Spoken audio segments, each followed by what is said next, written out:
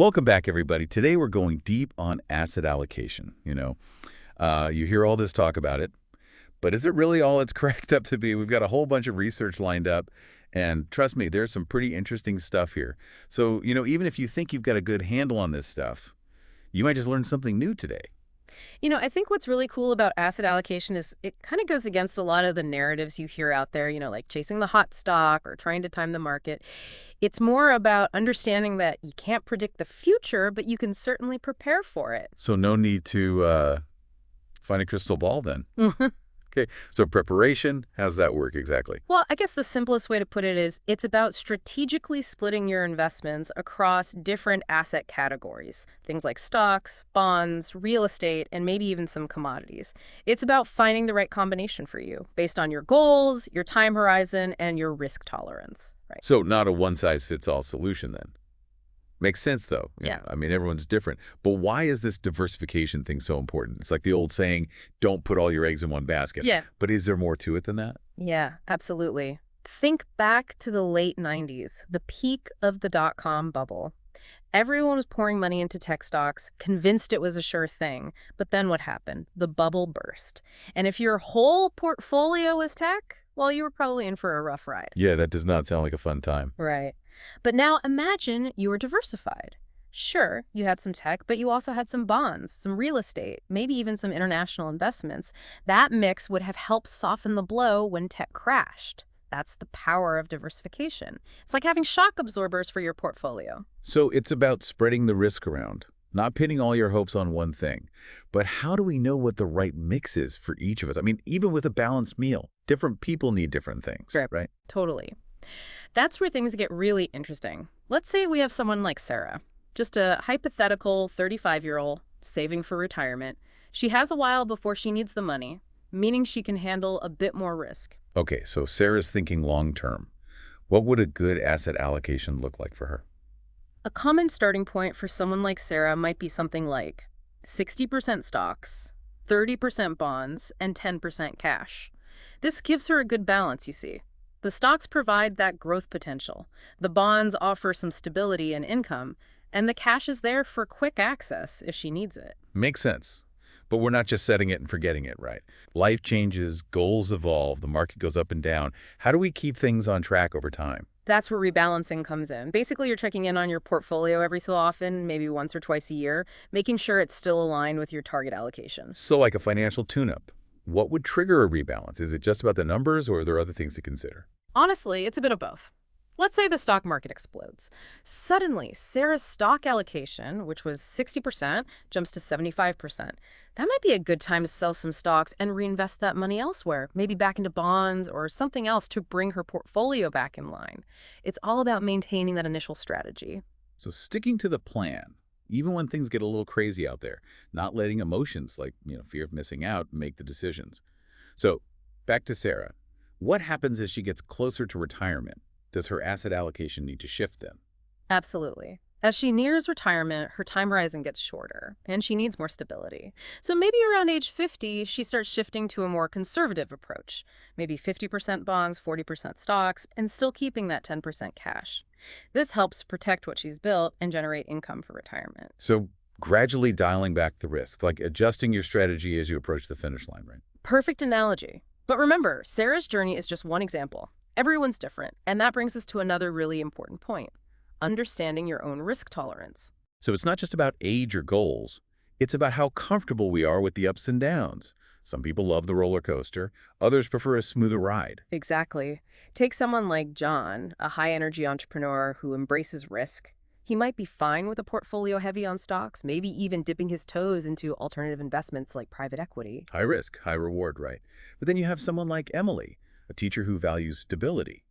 For her, knowing her retirement savings are on a roller coaster probably wouldn't let her sleep at night. You got it. Emily might choose a more balanced portfolio. Good mix of stocks and bonds, maybe even some dividend-paying funds for some extra income. It's about finding that balance between growth and peace of mind. So finding that sweet spot where you can participate in the market without stressing about every little dip. So it's personalized, it's strategic. And it means being honest with ourselves about how much risk we can actually stomach. But what about the world beyond our borders? Should we be thinking globally with our asset allocation? That's a fantastic question. And honestly, it's one a lot of people miss. International investing can be really powerful for diversification. You tap into growth opportunities in different parts of the world. Like emerging markets, they often have higher growth potential compared to, say, developed markets. So literally extending our horizons. Yeah. But aren't there extra things to think about when investing internationally? It seems a bit more complicated than just buying a stock on the New York Stock Exchange. You're absolutely right. There are complexities for sure. Currency fluctuations, geopolitical risks, different regulations in different countries, all things to consider. For example, let's say you invest in a company based in Brazil. Even if the company does well, your returns could be affected if the Brazilian currency weakens against the US dollar. So it's not just about picking the right company, it's understanding the whole economic and political landscape of a region. Sounds like there's more to it than just chasing returns. That's a key point. It's about making informed decisions, not just jumping into the next hot market blindly, but really understanding the risks and rewards and making sure they fit your overall investment strategy. Speaking of exciting, potentially risky investments, what about those more alternative options we hear about? Real estate, commodities, even cryptocurrencies. Where do they fit in the asset allocation puzzle? That's a perfect transition, actually, because alternative investments are another layer of the asset allocation strategy. They offer some unique benefits, but they come with their own risks, too. Take real estate, for instance. It's tangible, something you can see and touch, and it can generate rental income. However, it takes a lot of upfront capital, and it's not as easy to buy or sell as, say, a stock. So not what you'd call a liquid asset. It takes time and effort to convert it to cash. But it can be a good long-term strategy if you're looking for diversification in income. What about commodities? Gold, oil, those sorts of things. Where do they fit in? Commodities are often seen as a hedge against inflation, meaning their value tends to go up when prices for other things are rising.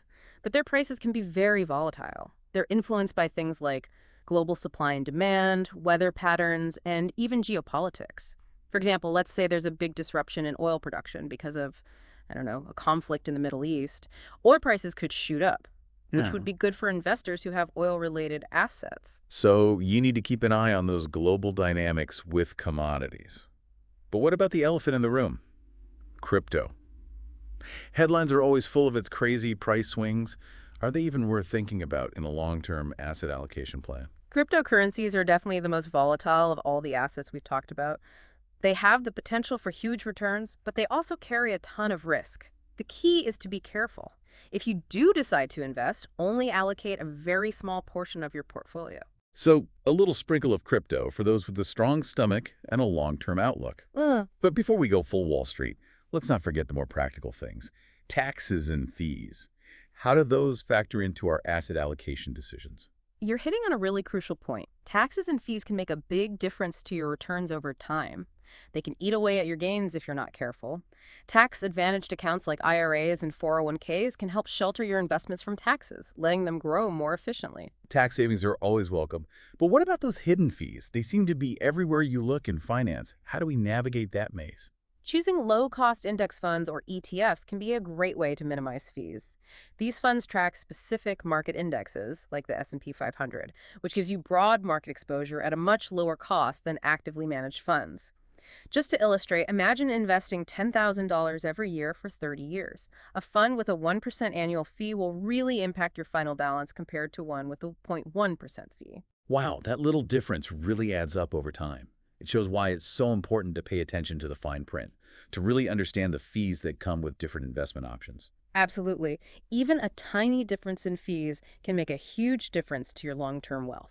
So we've covered a lot. Stocks, bonds, international diversification, alternative investments, those pesky fees. But we can't forget about the most unpredictable factor of all, human emotion. How does that play into our asset allocation decisions? You know, the psychology of investing is often overlooked, but it's so important. Fear and greed can really cloud our judgment, leading to impulsive decisions that might not be in our best interests. We've all been there. That urge to sell everything when the market takes a dive. Or maybe chasing that hot stock tip from a friend who swears they have inside knowledge. Exactly. Classic examples of how emotions can lead us astray. Fear can make us freeze up, make us miss out on good opportunities, while greed can blind us to the risks. So it's about recognizing those emotional triggers and having a plan to deal with them. Is there anything we can do to minimize the impact of those emotions? Definitely. One of the best things you can do is stick to your asset allocation plan. Remember, you built this plan based on your long-term goals, your risk tolerance, your financial situation. It's your anchor. It helps you stay focused on the big picture and avoid making rash decisions based on short-term market moves. So it's not about ignoring our emotions. It's about acknowledging them and having a plan in place so they don't control our financial decisions. But let's be honest, even with the best intentions, it's hard to stay completely rational when your hard-earned money is on the line. It's true. And that's where having professional guidance can be so helpful. A financial advisor can be that voice of reason, helping you work through those emotional moments, making sure your decisions are aligned with your long-term goals. So like having a trusted guide, helping us navigate those rough waters. They give us that objective perspective, help us stay on course, even when we're feeling a bit lost. But even with a professional, there's still a sense of personal responsibility, Oh, right? absolutely. At the end of the day, it's your money. You're the one who's responsible for making the decisions that are best for you. No one cares about your financial well-being as much as you do. So it's about taking ownership, being informed, and recognizing that while professional advice can be really valuable, it's ultimately up to us to steer the ship. That's right. And don't underestimate the importance of continuously learning. The financial world is always changing. There are always new products, new strategies, new risks popping up. Staying informed and being able to adapt is key to navigating this ever-changing landscape. So it's a journey, not a destination. We need to be ready to adjust our course as we learn and grow.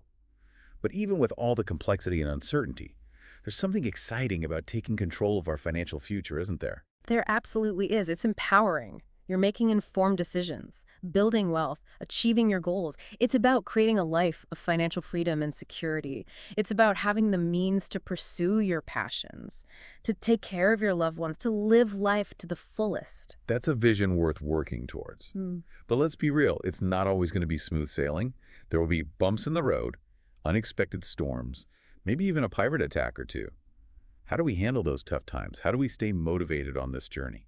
That's where resilience comes in and perspective. It's about understanding that setbacks are going to happen. It's not about avoiding them altogether. It's about how you react to them. It's about learning from your mistakes, adjusting your course, and keeping moving forward. So embracing those challenges as opportunities to learn and grow, realizing that the journey itself is part of the adventure. But even with a positive attitude, there will be times when we doubt ourselves, right? Those moments when we question our choices or wonder if we're on the right track. You know, those doubts are totally normal. Everyone has them. The key is to not let them paralyze you. You've done the research, you've made a plan, and you're committed to achieving your goals. Trust the process, stay focused, and keep moving forward. Like climbing a mountain, right? There will be times when you wonder if you can make it to the top. But as long as you keep putting one foot in front of the other, you'll get there eventually. But it's not just about reaching the summit, is it? It's about enjoying the view along the way. You're absolutely right. It's about finding joy in the process, celebrating the milestones, and appreciating the progress you've made.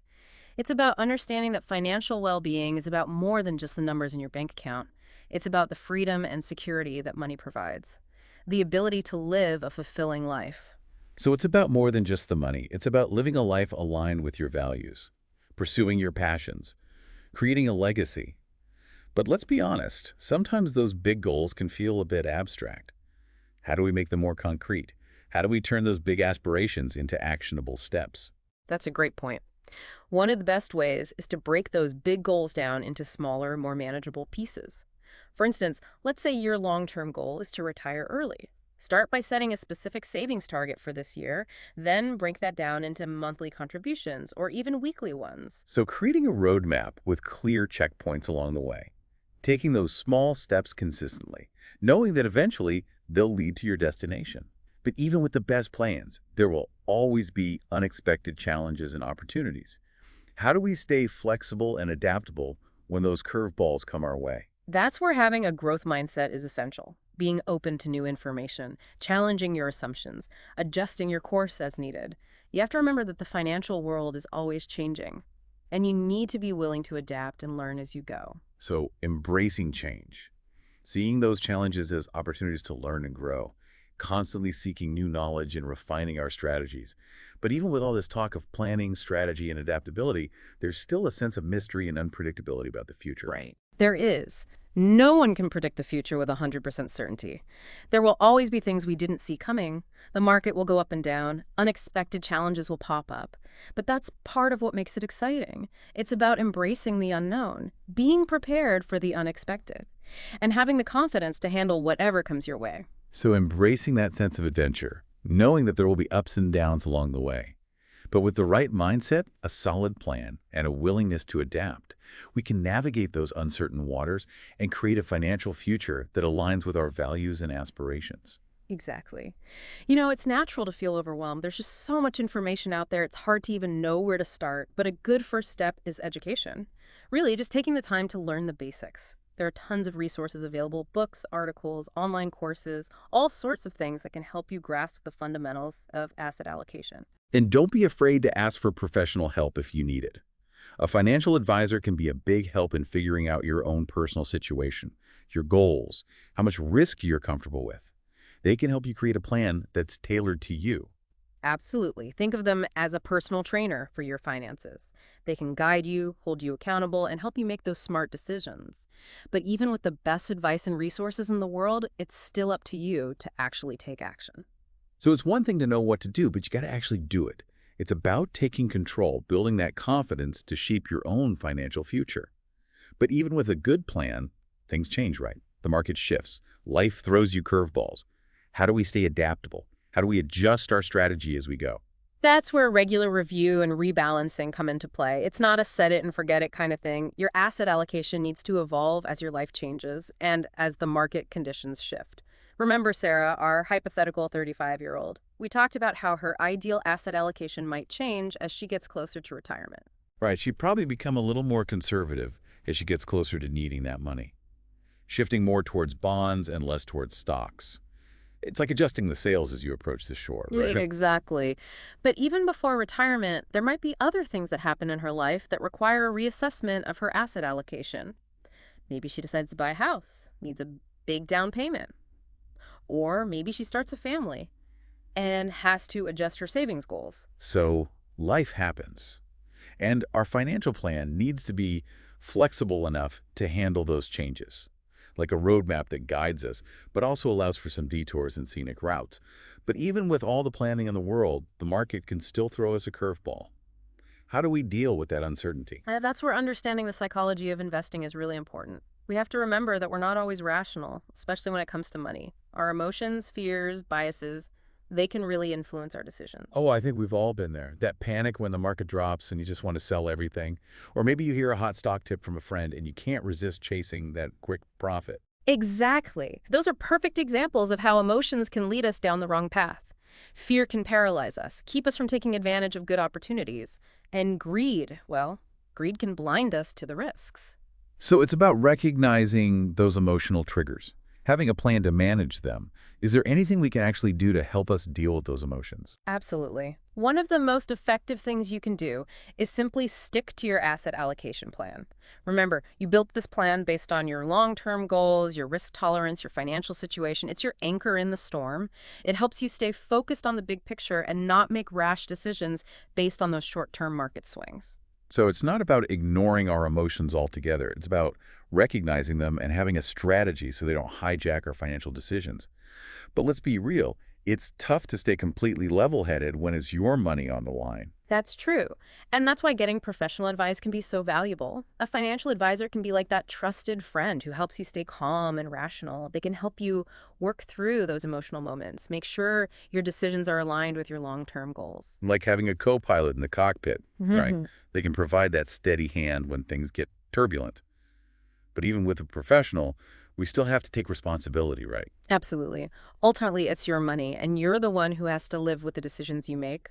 No one else is going to care about your financial well-being as much as you do.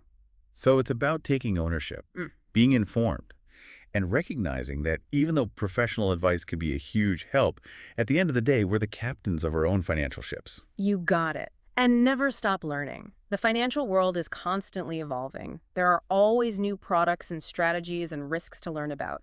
Staying informed and being able to adapt is so important for navigating this ever-changing landscape. So it's a journey, not a destination. We need to be prepared to adjust our course as we go. But even with all the complexity and uncertainty, there's a real sense of excitement in taking control of our financial future, isn't there? There is. It's empowering. You're making those informed decisions, building your wealth, achieving your goals. It's about creating a life of financial freedom and security. Being able to pursue your passions, take care of the people you love, and really live life to the fullest. That's definitely a goal worth working towards. But let's be realistic. It's not always going to be smooth sailing, right? There will be bumps in the road, unexpected storms, maybe even a pirate or two along the way. How do we deal with those tough times? How do we stay motivated when things get rough? That's where resilience and perspective come in. It's about understanding that setbacks are inevitable. They're going to happen. It's not about avoiding them completely. It's about how you respond. It's about learning from your mistakes, adjusting your course, and most importantly, keeping moving forward. So we embrace those challenges as opportunities to learn and grow, recognizing that the journey itself is part of the adventure. But even with the best attitude, there are going to be times when those doubts creep in, right? When we question our choices, when we wonder if we're on the right track. Those doubts are completely normal. We all have them. It's part of being human. But the key is to not let them paralyze you. You've done your research, you've made your plan, and you're committed to achieving your goals. Trust the process, stay focused, and just keep moving forward. It's like climbing a mountain. There are going to be moments when you wonder if you'll ever reach the top.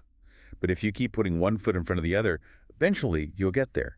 But it's not just about getting to the summit, is it? It's about enjoying the view along the way. You're absolutely right. It's about finding joy in the journey, celebrating those small victories, appreciating the progress you've made. It's about understanding that financial well-being is about more than just the numbers in your account. It's about the freedom and security that it provides, the ability to live a fulfilling life. So it's bigger than just the money.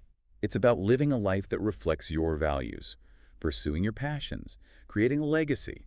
But sometimes those big goals can feel, well, a little overwhelming. How do we make them more concrete? How do we turn those big dreams into actionable steps? I think a great way to do that is to break those big goals down into smaller, more manageable chunks. For example, let's say your long-term goal is to retire early. A good starting point is to set a specific savings target for this year. Then break that down further into monthly or even weekly contributions. So we're creating a roadmap, essentially, with clear checkpoints along the way, taking those small steps consistently, knowing they'll eventually lead to our destination. But even with the best laid plans, there are always unexpected challenges and opportunities. How do we stay flexible? How do we adapt when those curveballs come our way? That's where having a growth mindset really comes in. It's about being open to new information, challenging your assumptions, and being willing to adjust your course as needed. The financial world's always changing, so you got to be ready to adapt and learn as you go. So embrace change. See those challenges as opportunities for growth. Constantly be learning, refining our strategies. But even with all this planning and strategy and adapting, there's still that unknown, right? The future's still a bit of a mystery. Oh, absolutely. No one can predict the future perfectly. There will always be those unexpected events, market swings, things that throw us off course. But you know what? That's also part of what makes it exciting. It's about embracing that unknown, being prepared for the unexpected, and having the confidence to navigate whatever comes your way. So we're embracing the adventure, knowing there will be bumps along the way. But with the right mindset, a good plan, and the willingness to adapt, we can navigate those uncharted waters and create a financial future that's truly aligned with our values and our aspirations. It sounds like we're talking about more than just financial planning here. It's about adopting a mindset of growth, adaptability, and resilience. It's about understanding that our financial journey is tied to our personal growth, our overall well-being. You hit the nail on the head. It's not just about money. It's about creating a life of freedom, security, purpose. It's about being able to pursue your passions, contribute to your community, and leave a positive mark on the world. That's a powerful thought. And it sounds like asset allocation is a key part of making that happen. It is. It's not just for the wealthy or the financial experts. It's a tool that anyone can use to build a better financial future. So as we wrap up our deep dive into asset allocation, what's the one thing you hope our listeners take away from this? If I could leave everyone with just one thought, it would be this. Take control of your financial future. Don't let fear or procrastination hold you back. Start investing today. Even if it's just a small amount, time is your most valuable asset. The sooner you start, the more time your investments have to grow and compound. That's a great message. It's about taking action, realizing that we have the power to shape our own financial futures. Well, folks, that's our deep dive into the world of asset allocation. We've explored the strategies, the psychology, the impact it can have on our lives. We talked about diversification, risk tolerance, rebalancing, even touched on international investing and alternative assets. But most importantly, we emphasized that asset allocation is not about following some rigid set of rules. It's about creating a plan that works for you, that aligns with your goals, your values, your risk tolerance. It's about taking the reins, making those informed decisions, and building a solid foundation for a future full of possibilities. So as we wrap up today, I encourage you to think about what you've learned.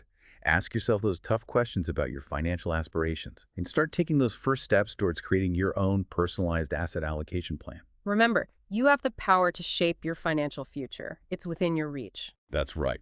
The future is yours to create. So go out there, embrace the power of asset allocation, and start building the financial future you deserve. Until next time, happy investing.